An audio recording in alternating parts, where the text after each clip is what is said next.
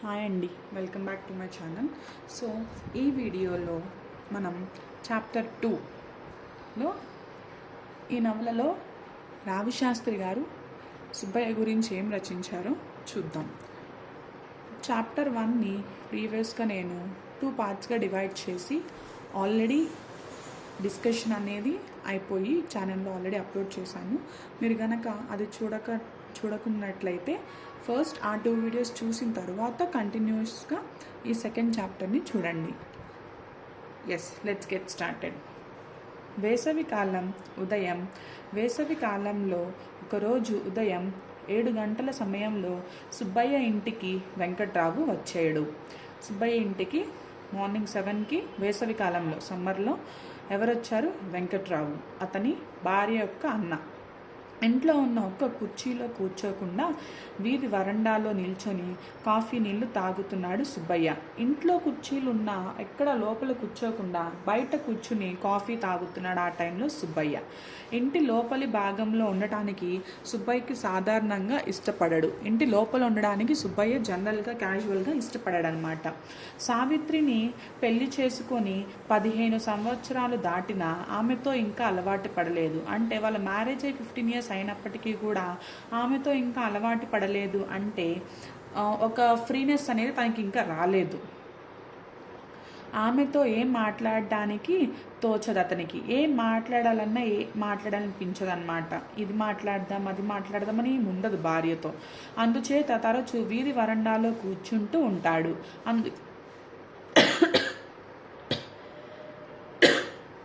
అందుకని తరచుగా ఎప్పుడు అతను వీధి వరండాలోనే కూర్చుని ఉంటాడు. అలా కూర్చొని వచ్చిపోయే వాళ్ళని చూస్తూ ఉండడం అతనికి అలవాటు. అలా కూర్చుని ఏం చేస్తాడంటే ఎవరు వస్తున్నారు, ఎవరు వెళ్తున్నారు, ఇంటి ముందు ఎవరెవరు వెళ్తున్నారు అని చెప్పి వాళ్ళని చూస్తూ ఉంటాడనమాట. అది అతనికి బాగా అలవాటు. వీధిలో అన్ని వేళలా అనేక మంది వెళ్తూ ఉంటారు, నడుచుకుపోతూ ఉంటారు, వాహనదారులు వెళ్తూ ఉంటారు. ఆడ మగ చిన్న పెద్ద గొప్ప బీద అనేక తరహాల మనుష్యులు ప్రవాహంగా పోతూ ఉంటారు. సో జనరల్గా మనం రోడ్డు మీద చూస్తే కనుక చాలామంది అటు ఇటు వెళ్తూ ఉంటారు, ఎవరి పనులు వాళ్ళు చేసుకుంటూ ఉంటారు కదా. అలానే వీధుల్లో కూడా చాలామంది, కొంతమంది నడుస్తూ ఉంటారు, కొంతమంది వాహనాల్లో కార్లలో బండ్లలో వెళ్తూ ఉంటారు. వాళ్ళల్లో చాలామంది చాలా రకాలుగా ఉంటారనమాట. ఆడవాళ్ళు, మగవాళ్ళు, చిన్నపిల్లలు, పెద్ద వయసు వాళ్ళు, బాగా డబ్బు ఉన్న వాళ్ళు, బీదరకంలో ఉన్న వాళ్ళు, అనేక మంది. వీళ్ళందరినీ చూస్తూ ఉంటాడు సుబ్బయ్య. వాళ్ళందరినీ చూస్తుంటే సుబ్బయ్యకి ఎంతో ఆనందంగా ఉత్సాహంగా ఉంటుంది. అలా వీధిలో వెళ్ళే వాళ్ళని చూస్తుంటే సుబ్బయ్యకి ఎంతో ఆనందంగా ఉత్సాహంగా అనిపిస్తుంది. అందుకని తన కాలక్షేపం మాత్రం అలా చూస్తూనే చేస్తూ ఉంటాడు. సుబ్బయ్య ఆ ఊరు వచ్చి 3 సంవత్సరాలు అయ్యింది. సుబ్బయ్య ఎన్ని సంవత్సరాలైన ఊరు వచ్చి 3 సంవత్సరాలు అయ్యింది. ఈ మూడేళ్లలోనూ రోడ్డు మీద పోయే వారిని అనేక మందిని అతను బాగా గుర్తెరుగురు, అంటే గుర్తుపడతాడు. చాలా మందిని గుర్తుపడతాడు. వాళ్ళెవరో ఏ పని చేస్తున్నారు, రోజు ఎందుకు అలా వెళ్తారో అతనికి తెలియదు. ఎవరు ఎందుకు వెళ్తున్నారో తనకి తెలియదు. అంతే కదండి, మనం జనరల్గా చూస్తూ ఉంటాం, అంతేగాని వాళ్ళు పిలిచి ఆరాలు తీయం కదా. అయినా వాళ్ళల్లో అనేక మందిని గురించి అతను ఏదో ఊహించుకుంటూ ఉంటాడు. ఇతని లక్షణం చూసారా? వాళ్ళల్లో చాలా మంది గురించి ఇతను మాత్రం ఏదో ఊహించుకుంటూ ఉంటాడు అనమాట. ఇతను సొంతగా వాళ్ళ గురించి చిత్రమైన కథలు కల్పించుకుంటూ ఉంటాడు. చిత్రమైన కళలు, ఈమెకి ఇలా జరిగి ఉంటుందేమో, అతనికి అలా అయ్యి ఉంటుందేమో అని ఊహించుకుంటూ ఉంటాడు వాళ్ళని చూస్తూ. వారిలో కొందరు అతనికి ఇష్టమైన వారు ఉన్నారు, మరికొందరు చూస్తే అతనికి చాలా అయిష్టం. కొంతమంది అంటే అతనికి ఇష్టం, కొంతమంది అంటే అయిష్టం. వారిలో కొందరు ముఖ్యులు ఉన్నారు. కొంతమంది ఒక్క సాయంకాలమే సుబ్బయ్య ఇంటి ముందు నుంచి వెళ్తారు. కొందరు పొద్దున సాయంత్రం కూడా కనిపిస్తారు. ఎవరెవరు ఏ వేళలో వెళ్తారో సుబ్బయ్యకి బాగా గుర్తు. కొంతమంది ఏమో ఓన్లీ మార్నింగ్ ఆర్ ఈవినింగ్ ఒక టైమే వెళ్తారు. కొంతమంది మాత్రం మార్నింగ్ అటే వెళ్తారు, ఈవినింగ్ కూడా అటే వెళ్తారు. సో వీళ్ళందరూ అంటే ఎవరెవరు ఏ టైంలో వెళ్తారు అని చెప్పి బాగా సుబ్బయ్యకి గుర్తుండిపోయింది. 3 సంవత్సరాల నుంచి చూస్తూ ఉన్నాడు కదండి, అన్నీ గుర్తుంచుకున్నాడు. వాళ్ళందరి గురించి ఆలోచిస్తూ కథలు కల్పించుకుంటూ వీధి వరండాలో సిగరెట్లు కాలుస్తూ కూర్చుంటే సుబ్బయ్యకి ఊసిపోతుంది, అంటే టైం పాస్ అయిపోతుంది. సో వాళ్ళందరి గురించి ఆలోచిస్తూ ఆవిడకి అలా అయి ఉంటుందేమో, ఈయనకి ఇలా అయి ఉంటుందేమో అని ఆలోచిస్తూ సుబ్బయ్య అలా వరండాలో కూర్చుని సిగరెట్ కాలుస్తూ ఉంటే ఆ కాఫీ టీ తాగుతూ ఇంట్లో అసలు కూర్చోకుండా దీనికి టైం అంతా పాస్ అయిపోతుంది. కుదిరితే ఆఫీస్కి వెళ్తాడు, పని లేనప్పుడు ఇక ఇంట్లో కూర్చుని అలాగా బయట వరండాలో కూర్చుని చూస్తూ ఉంటాడు అనమాట అందరినీ. సుబ్బయ్యకి ఆ రీతిగా రోజు కనిపించే వారిలో నలుగురిని చూస్తే ఎక్కువ ఇష్టం. సుబ్బయ్యకి మాత్రం ఇలా రోజు కనిపించే వారిలో 4 మెంబర్స్ని చూస్తే, నలుగురిని చూస్తే చాలా ఇష్టం అంట. వారెవరెవరు మనం చూద్దాం. నలుగురిలోనూ ఒక ఆమె సరిగ్గా 7:15కి బజార్ వైపు వెళ్తుంది. 7:15కి కరెక్ట్గా ఆమె బజార్ వైపు వెళ్తుంది మార్నింగ్. ప్రతిరోజు ఉదయం ఆ సమయానికి వెళ్తుంది. సుబ్బయ్యకి ఆమెను చూస్తే ఇష్టం. సో ఫస్ట్ ఆవిడ ఎవరండి, ఒక ఆవిడ 7:15కి వెళ్తుంది. సుబ్బయ్యకి ఆవిడని చూస్తే ఇష్టం. ఆమె ఎవరో అతనికి తెలియదు, ఎవరో తెలియదు. ఆమె పేరు అంతకంటే తెలియదు. ఎవరో తెలియకుండా పేరు ఎలా తెలుస్తుందండి, పేరు కూడా తెలియదు. కానీ తనే ఆవిడకి ఎర్రచీర మనిషి. సో ఆవిడకి పెట్టిన పేరు ఏంటంటే మన సుబ్బయ్య ఎర్రచీర మనిషి అని ఒక పేరు పెట్టాడనమాట. అవి నామకరణం చేశాడు అని పేరు పెట్టాడనమాట. అందువల్ల ఆమె ఎప్పుడు ఎర్రచీరే కట్టుకుంటుంది అనుకోకూడదు. ఎర్రచీర మనిషి అని ఎందుకు పెట్టాడు అంటే ఆవిడ ఎప్పుడు ఎర్రచీరే కట్టుకుంటుందేమో, ఎర్రచీరలోనే వెళ్తుందేమో అని మనం అనుకోకూడదు. సుబ్బయ్య ఆ ఊరు వచ్చిన కొత్తలో ఆమెను ఎరుపు రంగు చీరలో చూశాడు. సో సుబ్బయ్య వచ్చిన కొత్తలో ఈ వ్యక్తిని కొంతమంది మన ఒక అటెన్షన్ని గ్రాప్ చేస్తారు. అలానే ఈవిడ కూడా సుబ్బయ్య యొక్క అటెన్షన్ని గ్రాప్ చేసింది. అండ్ ఫస్ట్ టైం ఈవిడ గ్రాప్ చేసినప్పుడు ఒక రెడ్ శారీలో కట్టుకుని ఉంది. అందుకనే ఈవిడకి ఏమని పేరు పెట్టాడు మన సుబ్బయ్య, ఎరుపు చీర మనిషి అని పేరు పెట్టాడు, ఎర్ర చీరలో ఉంది కాబట్టి. ఆమె ఎందుకో కానీ అతన్ని ఆకర్షించింది. అవును, తినే ఒక అటెన్షన్ని గ్రాప్ చేసింది. నెక్స్ట్ తర్వాత 4-5 రోజులు కూడా ఆ చీరే కట్టుకొని వెళ్ళింది ఆమె. తర్వాత కూడా ఎందుకో తెలియదు మరి ఆవిడ మాత్రం అదే రెడ్ శారీ కట్టుకుని అటు ఇటు వెళ్ళింది. లెక్క పెడదామని అనుకోకుండానే సుబ్బయ్య లెక్క వేశాడు. ఇంటెన్షనల్గా నేను లెక్క పెడదాను, తను ఎన్నిసార్లు రెడ్ శారీ కట్టుకుందో అనుకోకుండానే అన్ఇంటెన్షనల్గా లెక్క పెట్టాడు. ఆ ఒక్క చీర ఆవిడ సరిగ్గా 22 దినాలు కట్టుకుంది. ఆ ఒక్క చీరన ఆవిడ 22 days కట్టుకుందనమాట. అప్పటి నుంచి ఆమెను ఎర్రచీర మనిషిగానే గుర్తుంచుకున్నాడు సుబ్బయ్య. ఆవిడ నెక్స్ట్ ఏ సారీ కట్టుకెళ్ళినా ఈయన మాత్రం ఎర్రచీర మనిషి వెళ్ళింది, ఇప్పుడు ఎర్రచీర మనిషి వచ్చే సమయం అయ్యింది అని అనుకుంటూ ఉంటాడు మన సుబ్బయ్య. ఆమె చాలా దరిద్రురాలిగా అవుపిస్తుంది. ఇప్పుడు సుబ్బయ్య ఆవిడ గురించి ఏమనుకుంటున్నాడంటే ఆమె చాలా దీన స్థితిలో ఉన్నట్టు, దరిద్ర స్థితిలో ఉన్నట్టు అనిపిస్తుంది. కాస్త సన్నగా పొడవుగా ఉంటుంది, కొంచెం సన్నగా ఉంటుంది, పొడవుగా ఉంటుంది. పెద్ద కొప్పు నున్నగా నీటుగా ఎప్పుడు ముడుచుకుంటుంది. జుట్టులో మాత్రం ఒక పెద్ద కుప్పు పెట్టి అది నున్నగా అంటే ఆయిల్ పెట్టేసి మంచిగా ముడుచుకుని ఉంటుందన్నమాట, క్లోజ్ అయ్యి. ఆమె వయసు 25 ఏళ్ళు పై చిలుక ఉండవచ్చు, అంటే 25 అబౌవ్ ఉండొచ్చు వయసు. మనిషి చూడటానికి చాలా బాగుంటుంది, ఆవిడ చూడటానికి చాలా బాగుంటారనమాట. ఆ వయసు స్త్రీలలో ఉండవలసిన బిగి ఆమెలో లేకపోయినా బలంగానే ఉంటుంది. సో ఆమె సన్నగా ఉంది. 25 ఏళ్ళ వయసులో స్త్రీ ఉండాల్సిన ఆ ధైర్యం అనేది ఆవిడలో కనిపించకపోయినా కొంచెం ఓకే, బలంగానే ఉంటుంది. ఆమె ముఖంలో వికాసం అవుపించదు, అంటే ఎప్పుడు ఆనందంగా అలా కనిపించదు అనమాట. రోడ్డు మీద ఎవరితో కూడా ఆమె మాట్లాడటం సుబ్బయ్య చూడలేదు. సో ఆవిడ వెళ్తున్నప్పుడు రోడ్డు మీద ఎవరితోనో ఆవిడ మాట్లాడదు. ఆమె చేతిలో ప్రతిరోజు ఓ మాసిన చిన్న సంచి ఉంటుంది. మాసిపోయిన ఒక చిన్న సంచి మాత్రం చేతిలో ఉంటుంది. ఆ సంచి ఆమె ఎప్పుడు ఎడం చేతిలో పట్టుకుంటుంది, ఎడం చేతిలో పట్టుకుని వెళ్తూ ఉంటుంది. సుబ్బయ్య అనుకోవడం ఆమె ఎక్కడో ఎవరింట్లోనో పని మనిషిగా ఉందని, ఆమె భర్త మిలిటరీలో ఉన్నాడని అతడు అనుకుంటాడు. సుబ్బయ్య ఏమనుకుంటున్నాడు, ఈ ఎర్రచీర మనిషి ఎక్కడైనా పని మనిషిగా పనిచేస్తుందేమో, ఈమె భర్త మిలిటరీలో పనిచేస్తున్నాడేమో అని ఊహించుకుంటూ ఉంటాడు. భర్త దగ్గర నుంచి ఉత్తరాలు లేవు, బతికి ఉన్నాడో లేదో తెలియదు. భర్త మాత్రం ఉన్నాడా లేడా అని చెప్పి కూడా ఉత్తరాలు ఏమీ రాయట్లేదు వీళ్ళకి. బతికి ఉన్నాడో లేదో కూడా తెలియదు. ఇంట్లో జబ్బు కొడుకు చిన్న పిల్లడు వాడు, ఇంట్లో జబ్బు చేసిన కొడుకు ఉన్నాడు, వాడు చిన్న పిల్లవాడు, వాడి కోసం కష్టపడుతుంది. సో ఒక కొడుకు ఉన్నట్టు ఈవిడికి జబ్బు చేసి అనారోగ్యంతో ఉన్నట్టు వాడి కోసం ఈవిడ కష్టపడుతుంది అనమాట. భర్త రాక కోసం నిరీక్షిస్తోంది. అతను ఎంతకీ రాకుండా ఉన్నాడు. భర్త రాక కోసం చూస్తుంది, అతను ఎప్పటికీ ఇంకా రాలేదు. ఆమె చాలా శ్రమకి పాలవుతుంది, ఆమె చాలా శ్రమకి అంటే కష్టానికి పాలవుతుంది. అలా భర్త రాక కోసం ఆమె నిరీక్షిస్తూ ఎంతో శ్రమకి ఆమె చాలా శ్రమకి పాలవుతుంది. ఆమె అందం అంత అడవిగాచిన వెన్నెల అవుతుంది. అంటే అంత అందంగా ఉన్నప్పటికీ, వయసులో ఉన్నప్పటికీ ఆవిడ భర్తతో ఉండట్లేదు, ఆవిడ అందం ఎవరికి ఉపయోగపడకుండా పోతుంది అని సుబ్బయ్య ఇలా అనుకుంటున్నాడు. అనేక మంది మగవాళ్ళు ఆమెని పొందడానికి రమ్మని ఆహ్వానిస్తున్నారు, అందరినీ నిరాకరిస్తుంది ఆమె. సో ఈమెను చూసి ఏమనుకుంటున్నాడంటే, అనేక మంది ఆవిడని రమ్మని కోరుతున్నారు ఆవిడ దగ్గర సమయాన్ని గడుపుదామని, కానీ ఆవిడ మాత్రం నిరాకరిస్తోంది. జబ్బుతో ఉన్న కొడుకు వాడయి గొప్పవాడవుతాడని ఆశిస్తుంది. జబ్బుతో ఉన్న వాడి జబ్బు నయమైపోయి చదువుకొని గొప్పవాడయి తల్లిని బాగా చూసుకుంటాడని ఆమె ఆశిస్తుంది. నిజంగా వాడు చాలా గొప్పవాడవుతాడు. అప్పుడు ఆమె చుట్టూ అంతా చేరుతారు. గర్వం లేకుండా అందరినీ ఆదరిస్తుంది ఆమె. నిజంగా ఆ కొడుకు గొప్పవాడవుతాడు. ఆమె చుట్టూ అందరూ, అంటే సహాయం కోసం అందరూ వస్తారు. గర్వం లేకుండా ఆవిడందరికీ సహాయం చేస్తుంది. ఆమెను చూస్తే సుబ్బయ్యకి నిజంగా చాలా ఇష్టం. సో ఆమెను చూస్తే సుబ్బయ్యకి ఎంతో ఇష్టం. మొదటి వ్యక్తి ఎవరండి? ఆ సుబ్బయ్యకి ఇష్టమైన 4 వ్యక్తులలో మొదటి వ్యక్తి ఎర్రచీర మనిషి. ఎర్రచీర మనిషి గురించి సుబ్బయ్య ఏమనుకుంటున్నాడు? ఆవిడ చాలా సన్నగా ఉంటుంది, అందంగా ఉంటుంది. ఆ వయసు స్త్రీలలో 25 ఏళ్ళు వయసు ఉంటుంది. ఆ వయసు స్త్రీలలో ఉండాల్సిన బిగు ఆవిడలో లేదు, కానీ బలంగానే ఉంటుంది. ఆ మిలిటరీలో భర్త పనిచేస్తున్నాడేమో, ఆ సంచి పట్టుకుని ఎవరి ఇంట్లోనో పని మనిషిగానే ఇవి చేయడానికి వెళ్తుంది. ఇంట్లో జబ్బు పడ్డ కొడుకున్నాడు. ఆ కొడుకుని జాగ్రత్తగా సంరక్షించుకోవడానికి తల్లి చూస్తుంది. ఆ కొడుకు కష్టపడి తినని మంచి స్థాయికి తీసుకువెళ్తాడని ఆ తల్లి ఆశిస్తుంది. ఈవిడ ఎంతో అందంగా ఉంటుంది కాబట్టి ఎంతోమంది మగవాళ్ళు తనని దక్కించుకోవాలని కోరుకుంటున్నా ఈవిడ వాళ్ళని ఎంకరేజ్ చేయట్లేదు.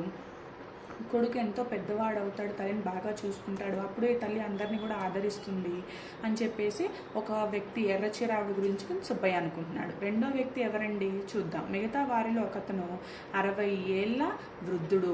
రెండో వ్యక్తి ఎవరు? ఒక 60 ఏళ్ళు ఉన్న వృద్ధుడు అనమాట, పెద్ద ఆయన. అతను చాలా పొడవుగా ఉండి చాలా నిటారుగా నడుస్తాడు. చాలా 60 ఏళ్ళు అయినప్పటికీ చాలా పొడవుగా ఉండి చాలా స్ట్రైట్గా ఆయన నడుస్తారనమాట. చాలా ఆరోగ్యంగా ఉన్నట్టు అగుపిస్తాడు. చాలా ఆరోగ్యంగా ఆనందంగా ఉన్నట్టు ఆయన కనిపిస్తారు. దట్టంగా పొడవుగా ఉండే నెరసిన గెడ్డం అతంది. దట్టంగా పొడవుగా అంటే చాలా పెద్దగా గుబురుగా ఉంటుందన్నమాట ఆయన గెడ్డం.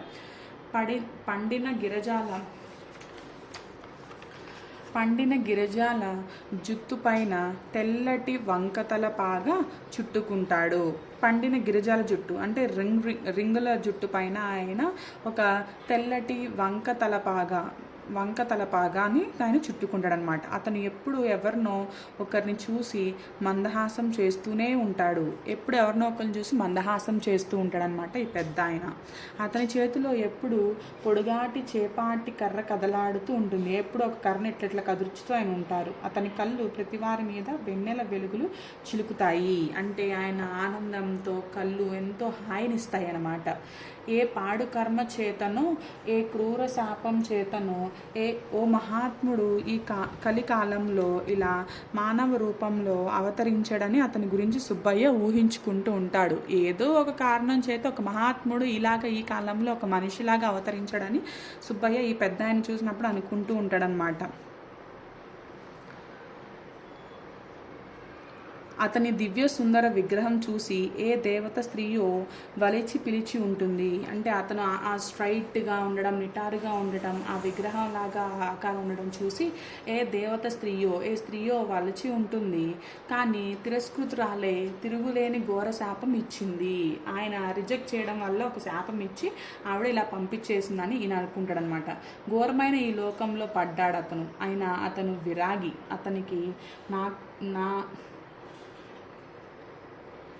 అతనికి నాకలోకమందున్న ఒకటే, నాగలోకానికి పోయిన ఒకటే. అంటే ఏ లోకంలో ఉన్నా అతనికి ఒకటే.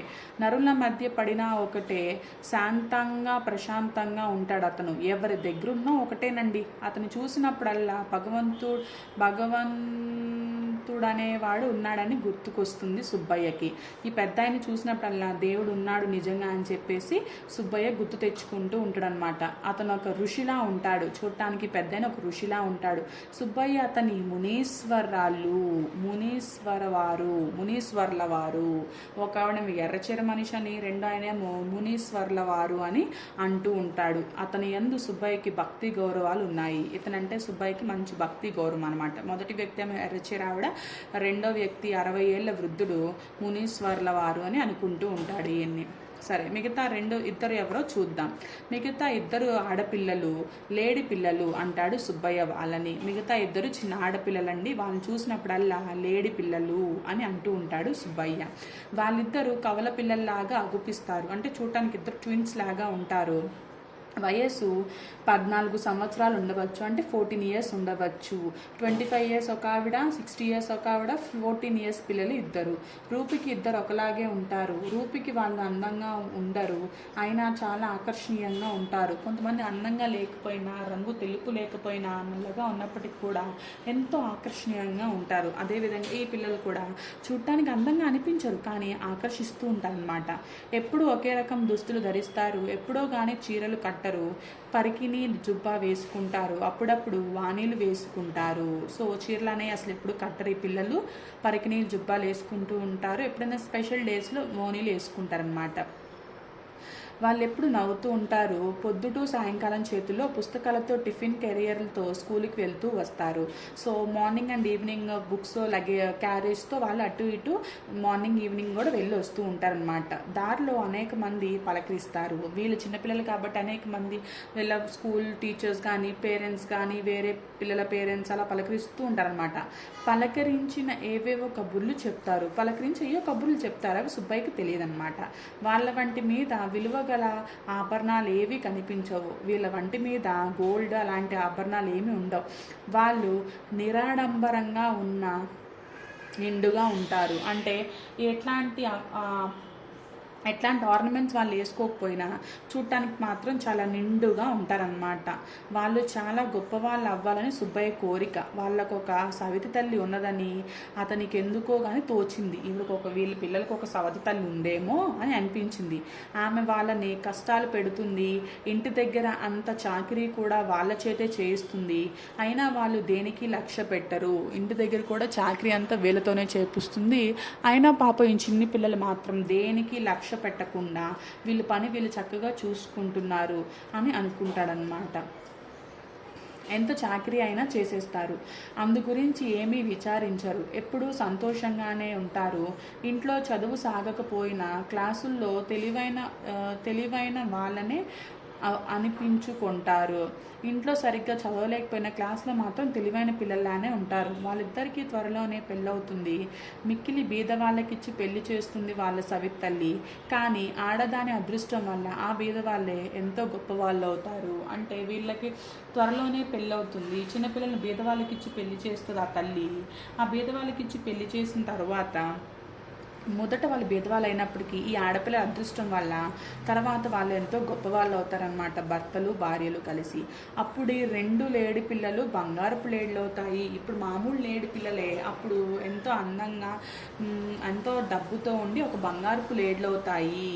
చక్కటి లేడి పిల్లలు అనుకుంటాడు సుబ్బయ్య. వీళ్ళ గురించి ఇలా అనుకుంటూ ఉంటాడనమాట. వీళ్ళు చక్కటి లేడి పిల్లలు అని చెప్పేసి అనుకుంటాడు. ఇంకా అనేక మంది వస్తూ వెళ్తూ ఉంటారు. ఇంకా వీళ్ళే కాదండి, చాలామంది వస్తూ ఉంటారు, వెళ్తూ ఉంటారు. కొత్త కారు నడుపుకుంటూ పోయే హార్బర్ ఇంజనీరు, పాత కారులో డ్రైవర్ పక్కన కూర్చునే లేడీ డాక్టర్లు, రేలీ సైకిల్ మీద పోయే ఇటుకల కాంట్రాక్టరు, కొబ్బరికాయల తట్టనెత్తిన పట్టుకుని పోయే వయ్యారి బామ, రోజు కోడి మాంసం కొనుక్కు వచ్చే కుంటికాలువాడు, ఎప్పుడూ రాత్రి వేళే కనిపించే సిల్క్ జాకెట్ పిల్ల, ఇలా అనేక మంది ఉన్నారు. చాలామందిని చూస్తూ ఉంటాడండి సుబ్బయ్య. వారందరూ వీరు. వాళ్ళందరి గురించి కూడా సుబ్బయ్య ఏవో కథలు అల్లుతూ ఆలోచిస్తూ వీధి వరండాలో కర్ర స్తంభం చాటున కూర్చుంటాడు. అదొక సరదా అతనికి. అలా అందరి గురించి కథలు ఊహించుకుంటూ ఆలోచించుకుంటూ అలా వీధి స్తంభం వెనకాల కూర్చుని చూస్తూ ఉంటాడు. నైట్ అవ్వగానే ఇంట్లోకి వెళ్ళి భోజనం చేసి నిద్రపోతాడు. ఉదయం అవ్వగానే లేచి పనికి వెళ్తాడు. మళ్ళీ సాయంత్రం నుంచి రాగానే ఉదయం ఆఫీస్కి వెళ్ళే వరకు కాలక్షేపం చేస్తూ ఉంటాడు. వీధిలో వాళ్ళని చూసి కథలు అల్లుకుంటూ సాయంత్రం వచ్చిన తర్వాత కూడా మళ్ళీ నిద్రించే వరకు కూడా ఇతరుల జోలికి ఎవరికి పోకుండా ఇతనే వాళ్ళందరినీ చూసి కళలు ఊహించుకుంటూ ఉంటాడనమాట. మామూలు ప్రకారం వరండాలోకి కాఫీ తాగుతూ వస్తున్నాడు సుబ్బయ్య. మామూలుగానే ఎప్పుడు ఎలా వస్తాడో అలా వస్తున్నాడు. ఎర్రచీర మనిషి వచ్చే వేళ అవుతుంది. ఇంతట్లో వెంకట్రావు వచ్చాడు. ఈ ఎర్రచీర మనిషి వచ్చే టైం అయింది. ఈలోపు ఎవరు వచ్చారు అంటే 7:15 అవుతుండగా వెంకట్రావు వచ్చాడు. అతను చూసి సుబ్బయ్య కంగారు పడ్డాడు. ఇతను చూసి సుబ్బయ్య ఒకేసారి కంగారు పడ్డాడు అనమాట. ఏంటా వెంకట్రావు వచ్చాడు అని. వెంకట్రావు ఎప్పుడో కానీ సుబ్బయ్య దగ్గరికి రాడు. వెంకట్రావు ఎప్పుడో ఒకసారి సుబ్బయ్య దగ్గరికి వస్తాడు. 3 సంవత్సరాల్లో 4-5 సార్లు సుబ్బయ్య ఇంటికి తన రాకతో పావనం చేశాడు అతను. సో 3 సంవత్సరాల్లో 4-5 సార్లు వచ్చాడు అనమాట. చెల్లిని చేసుకున్న తర్వాత ఆ ఇంటికి వాళ్ళు షిఫ్ట్ అయిన తర్వాత అతను వచ్చినప్పుడల్లా సుబ్బయ్య కంగారు పడక మానడు. వచ్చినప్పుడల్లా ఏమైందా అని కంగారు పడుతూ ఉంటాడు అనమాట. ఉత్తినే రాడు కదా అని. అతను వస్తే నిజంగా తన ఇల్లు పావనమైనట్లే భావిస్తాడు. అంటే ఎంతైనా పిల్లనిచ్చిన బావగారు తన తరపున అన్నయ్య కాబట్టి ఆయన వచ్చినప్పుడల్లా మా ఇల్లు పావనం అయిపోయింది అని చెప్పేసి ధన్యోస్తివి అన్నట్టుగా ఫీల్ అవుతూ ఉంటాడు అనమాట. సుబ్బయ్య ఇంటికి పావనం చేసే వెంకట్రావు పవిత్రుడు కాదని సుబ్బయ్యకి తెలుసు. ఆయన వెంకట్రావు అంటే అతనికి ఎంతో గౌరవం. సుబ్బయ్య ఇంటిని పావనం చేసే ఈ వెంకట్రావు మాత్రం అంత పెద్ద పవిత్రుడేమీ కాదండి. అది సుబ్బయ్యకి తెలుసు. అయినా అతను అంటే అదేదో గౌరవం అనమాట. అంటే పెద్దింటి మనిషి వాళ్ళ చెల్లిని నాకు ఇచ్చాడు అని చెప్పేసి ఆ గౌరవం మాత్రం సుబ్బయ్యకి వెంకట్రావు పైన అలానే ఉండిపోయింది. వెంకట్రావు తండ్రి తాతలు జమీందారులు చాలా గొప్పగా బ్రతికారు. కానీ వెంకట్రావు తండ్రితోటే ఆరిపోయింది ఉన్న చమరంతా. అయితే వెంకట్రావు పెద్ద వంశంలో పుట్టాడు. అతని స్టేటస్ తనదానికంటే హెచ్చు సుబ్బయ్య దృష్టిలో. సో వెంకట్రావు ఏముంది, ఇప్పుడేం ఆస్తి మిగిలిపోయినా తండ్రి అంతా ఖర్చు పెట్టేసినా పుట్టడం మాత్రం గొప్ప ఫ్యామిలీలోనే పుట్టాడు కదా అని చెప్పేసి ఒక అభిమానం అనమాట ఈయనంటే. వెంకట్రావుది అగ్గిని కుప్పే పర్సనాలిటీ. అంటే ఒక ఫైర్ లాగా ఉంటాడు కనిపించడానికి. సుమారు 6 అడుగులు పొడవు ఉంటాడు, 6 ఫీట్. అతని కళ్ళు చాలా అందంగా విశాలంగా ఉంటాయి. సో వెంకట్రావు మంచి పర్సనాలిటీ. వెంకట్రావు గురించి చెప్తున్నారనమాట. ఒక 6 ఫీట్ పర్సనాలిటీ, చాలా అందంగా ఉంటాడు, విశాలంగా క్లియర్ అంటే ప్రశాంతంగా విశాలంగా ఉంటాడు. పొడవైన కనుబొమ్మలతో, బరువైన కంటి రెప్పలతో, అంటే కనుబొమ్మలు అనేవి పొడవుగా ఉంటాయి, కనురెప్పలు మాత్రం బరువుగా ఉంటాయి. ఇలా కళ్ళతో ఎవరినైనా కింది చూపు చూడగలడు అతను. సో రెడ్గా ఉంటాయి ఎప్పుడు ఆ కళ్ళు అనమాట. సాధారణంగా అందరినీ అలాగే చూస్తాడు. అందరినీ చిన్న చూపే చూస్తాడండి ఈ వెంకట్రావు. మనిషి అట్టే బలంగా లేకపోయినా బలంగా ఉన్నట్టు కనిపిస్తాడు. చూడటానికి పెద్దగా బలంగా లేకపోయినా ఉన్నట్టు కనిపిస్తాడు అన్నమాట. అతని కాళ్ళు చేతులు చాలా పొడవు. చుట్టలు తెగలు కాల్చడం చేత అతని పెదవులు నల్లబారాయి. సో కాళ్ళు చేతులు మాత్రం పొడవుగా ఉంటాయి. చుట్టలు ఓకే కాల్చేయడం వల్ల అతని పెదాలు మాత్రం నల్లగా అయిపోయాయి. అతని ముక్కు కొంచెం వంకరగా పొడవుగా ఉంటుంది. పొడుగ్గా ఉండే జుట్టుని వెనక్కి దువ్వుకుంటాడు. సో పొడుగ్గా ఎక్కువ జుట్టు ఉంటుంది, దీనికి వెనక్కి చేస్తాడు. ముక్కు మాత్రం కొంచెం పొడవుగా వంకరగా ఉంటుంది. అతని మాట బొంగురుగా గంభీరంగా వస్తుంది. అతని మాట ఎలా వస్తుంది, క్లియర్గా నీట్గా రాకుండా బొంగురు గొంతులాగా మనకి జలుబు చేసినట్టు గంభీరంగా అంటే గట్టిగా వస్తుంది అన్నమాట, ఎవరో అరిచినట్టు. అవసరం కొద్దీ ఏ రకం ఎలా మాట్లాడదామో అతనికి బాగా తెలుసు. సో అవసరం కొద్దీ ఎవరితో ఎలా మాట్లాడాలో బాగా తెలుసండి. డబ్బు కోసం కొంతమందిని తైరు కొట్టి తిరిగినప్పటికీ ఎవరి దగ్గర దాసోహం అని అతను ప్రవర్తించడు.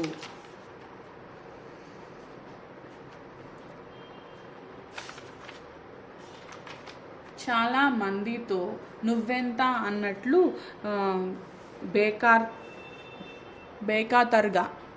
అంటే వాళ్ళని పట్టించుకోనట్టుగా నిర్లక్ష్యంగా ఉంటాడు. 18 ఏళ్ల ప్రాయం వరకు వెంకట్రావు విచ్చలవిడిగా తిరుగుతూ చిత్తుగా డబ్బు ఖర్చు పెడుతూ స్నేహితులతో షికార్లు కొడుతూ ఆడపిల్లల్ని వెంబడిస్తూ కాలక్షేపం చేసాడు. ఇంతలో అతని తండ్రి చనిపోవడం జరిగింది. అతని తండ్రి జమీందార్ అన్నమాట నిజమే, కానీ తండ్రి చనిపోయేసరికి వెంకట్రావు చేతిలో కానీ క్యాష్ లేదు కదా. క్యాష్ లేకపోతే పోయింది, తంట లేదు, కానీ నెత్తి మీద అప్పుల వాళ్ళు కూర్చున్నారు. సో అప్పుల వాళ్ళు వచ్చి కూర్చున్నారనమాట. సో ఇది వెంకట్రావు తండ్రి పోయాడన్న దుఃఖం అటుంచి ఆస్తి విషయమై ఉన్న పరిస్థితి అర్థం కాలేదు. తండ్రి పోయాడన్న విషయం పక్కన పెడితే నాన్నగారు జమీందారులు అసలు నాకు ఆస్తి లేదు, పైగా అప్పులు ఉన్నాయన్న భయము వెంకట్రావుకి అనిపించి అసలు ఏం అర్థం కావట్లేదు అనమాట. అతనికి ఏం చేయడానికి తోచలేదు. ఏమీ చేయకుండా అప్పుల వాళ్ళు ఊరుకోలేదు. ఏం ఊరుకోరు కదండి అప్పులున్న వాళ్ళు. ఆస్తుల్ని ఒక్కొక్కటి జప్తు చేయించి కబలించడం ప్రారంభించారు. పొలాలు ఉన్నాయి కదా, ఆ పొలం నాకు ఇచ్చేయి, నాకు ఇంత అప్పు ఉంది, ఈ బంగారం ఉంది కదా, ఈ బంగారం నాకు ఇచ్చేసి నాకు ఎంత అప్పు ఉందని వాళ్ళు తీసేసుకుంటున్నారనమాట. జరుగుతున్నది ఏమిటో వెంకట్రావుకు తెలియడమే లేదు. అసలు ఏం జరుగుతుంది ఏం అర్థం అట్లా చూస్తున్నాడు అనమాట.